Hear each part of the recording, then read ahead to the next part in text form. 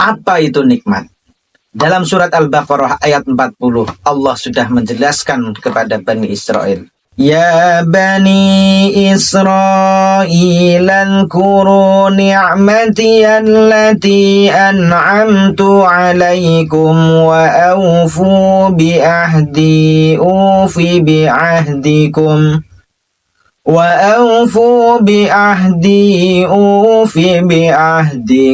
wa iyaya farhabun. Wahai Bani Israel, ingatlah nikmatku yang telah aku berikan kepadamu, dan penuhilah janjimu kepadaku. Niscaya aku penuhi janjiku kepadamu, dan takutlah hanya kepadaku saja. Dalam tafsir Al-Misbah dijelaskan bahwasanya nikmat adalah keuntungan yang melebihi modal. Contoh, saya mau jualan buku. Modal satu buku 20.000, kemudian saya jual 30.000. Yang 10.000 itu yang melebihi modal, itu namanya keuntungan, dan keuntungan itu adalah nikmat. Namun sangat disayangkan sekali, banyak di dunia ini orang yang berani mengakhiri hidupnya karena putus asa. Kenapa bisa putus asa? Karena tidak bisa bersyukur, kurang bisa bersyukur. Kenapa kurang bisa bersyukur? Karena dia belum memahami makna yang sebenarnya dari kata nikmat. Saya ulangi kembali, dalam tafsir Al-Misbah disebutkan nikmat adalah keuntungan yang melebihi modal. Tadi andai kita jualan buku, kita modalnya 20.000, kita jual 30.000, berarti kita dapat keuntungan 10.000. Yang 10.000 itu adalah nikmat. Lalu bagaimana kalau kita tanpa modal, tanpa usaha sama sekali, tiba-tiba kita dapat uang 30.000, tiba-tiba kita dikasih uang 30.000. Nikmat apa bukan? Nikmat. Untung apa bukan? Untung. Untung itu adalah nikmat. Begitu juga dengan kehidupan kita di dunia ini. Kita itu nggak ada modal. Apa modal kita hidup dunia ini? Ruh, nyawa kita Allah yang ngasih. Jasad ini Allah yang ngasih, Allah yang bikin.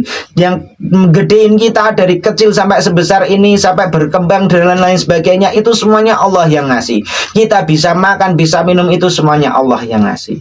Kurang beruntung apa? Tanpa modal kita dihidupkan oleh Allah Subhanallah.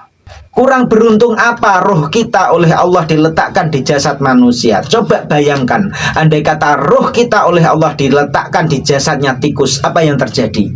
Kita mungkin sudah diracun, kita mungkin sudah dibunuh, sudah mati, ditaruh di tengah jalan, biar ditabrak mobil, tabrak motor dan sebagainya. Habis hidup kita. Kurang beruntung bagaimana? Roh kita oleh Allah diletakkan di jasadnya manusia. Andai kata roh kita oleh Allah diletakkan di jasadnya nyamuk, apa yang terjadi?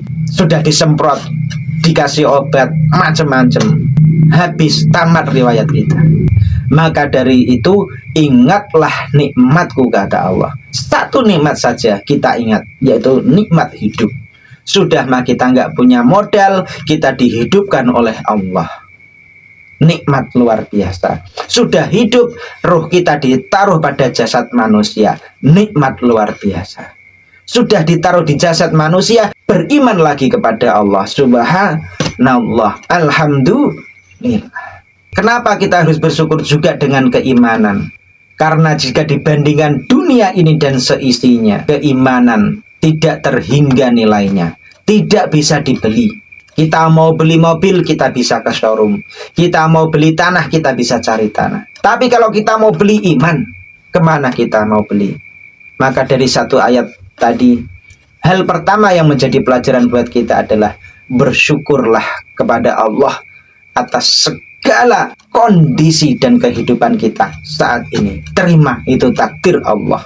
Kalau kita menerima takdir Allah, Allah akan sayang pada kita. Kalau Allah sudah sayang sama kita, maka hidup kita akan terus berkelimpahan nikmat yang tiada habisnya. Dunia, alam kubur, sampai ke akhirat, berjumpa dengan Allah Subhanahu wa ta'ala. Amin ya rabbal alamin.